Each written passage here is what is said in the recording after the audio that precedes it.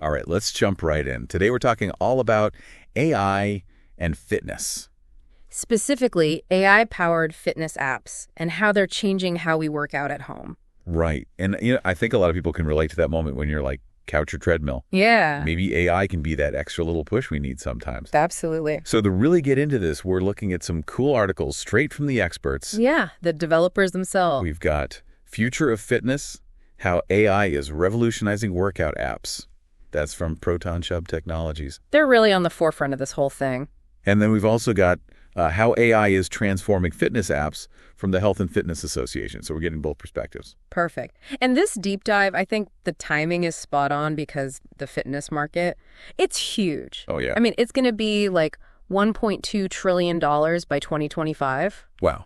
And it makes sense because globally, like 40% of people are really prioritizing wellness these days. So AI coming onto the scene now, that's a big deal. Big deal. Huge impact. Okay, so let's break it down. How is AI actually changing things for, people working out at home? What does it even mean for a workout to be personalized by AI? Well, think about it this way. You're on your treadmill, right? Yeah. But your app isn't just counting steps anymore. It's actually learning like how your stride is and your pace, even how your heart rate changes when you adjust the incline. Okay. And then based on all of that, it might suggest, hey, bump up that incline for a few minutes. So you hit that target heart rate zone. Exactly. You're getting the best possible workout. It's like having a personal trainer. Right there with you. Constantly adjusting, optimizing everything. Wow. It's not just pre-programmed workouts anymore, then. Nope. AI is making decisions as you go.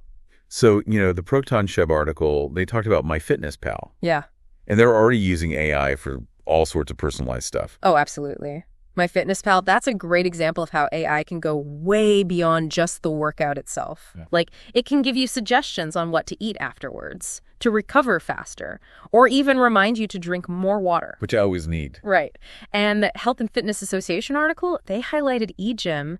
They've got this AI system that gives you real-time feedback on your form while you're lifting weights. Oh, wow. So you're doing it right, safely and effectively. So it's like having this AI fitness guru looking out for us. Exactly. Always there, always watching. But it can't just tell us what to do, right? It has to motivate us, too. Right. And that's where AI gets really interesting. Instead of just some generic motivational quote, it can actually learn what motivates you personally. Yeah. Does competition get you going?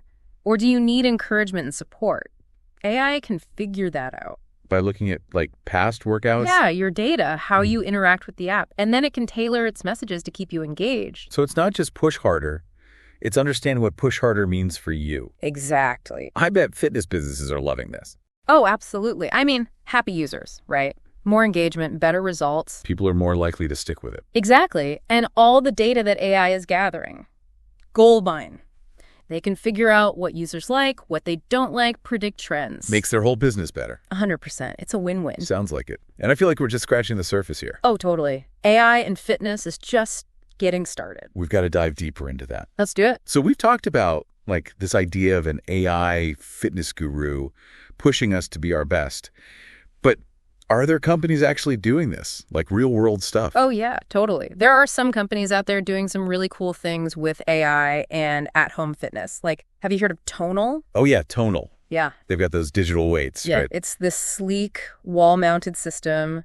Looks kind of sci-fi, but the real magic is in the AI. Okay, so how does that work? What's the AI actually doing? It's all about the sensors. They're tracking your movements while you lift, and the AI is constantly adjusting the weight, in real time. So if I'm struggling, it'll make it easier. Exactly. Lightens the load a bit, but then, if you're killing it, it'll bump up the resistance to keep challenging you. Wow. No more guessing how much weight to use. Right. You're getting the perfect amount of resistance for every rep. And less risk of injury, too, which is huge. Especially for someone like me who's always afraid of going too heavy at the gym. Exactly. It takes all the guesswork out. And it's not just Tonal doing cool stuff. Peloton's getting in on the AI action, too. Peloton? I thought they were all about the live classes. Yeah, they are. But they've got this new feature called Lane Break, and it's all powered by AI. Okay, what is that? Lane Break. Basically, it turns your workout into a game. You're controlling a virtual wheel on this track. Oh, okay. And you got to adjust your cadence, your resistance to hit targets, dodge obstacles. Oh, wait, so I'm cycling through a virtual world. Yeah, pretty much. You got to win the game. That's kind of awesome. Sounds way more fun than just staring at the clock. Right. It's about making fitness fun, keeping people engaged, and AI is really opening up the possibilities there. Like some apps are using AI to create custom music playlists based on how intensely you're working out. Oh, wow. Or they can analyze your sleep, give you tips on how to get better rest. So it's really a whole-body, holistic approach. It's not just about that one workout. Exactly. It's about optimizing your whole day, your whole lifestyle. So where do we go from here? What's next for AI and at-home fitness? Well, the really exciting stuff is still to come, I think. As the sensors get better and wearable technology keeps advancing, AI will be able to learn even more about us. Like, imagine your app being able to predict if you're about to get injured. Based on how you're moving. Yeah. And then it can suggest exercises to prevent that injury. Like a virtual physical therapist. Exactly. And think about nutrition plans that are totally personalized to your metabolism, your activity level, or even AI coaching that changes in real time as you're working out. That's wild. Yeah. AI could really take our fitness to a whole other level. Absolutely. But, even with all this tech, we can't forget about the human element. Right. At the end of the day, we got to put in the work. Exactly. AI can be an amazing tool, but it can't replace our own motivation. It's got to be a partnership. We use the technology, but we also got to listen to our bodies. I think that's the key, finding that balance. So much to think about. This is fascinating.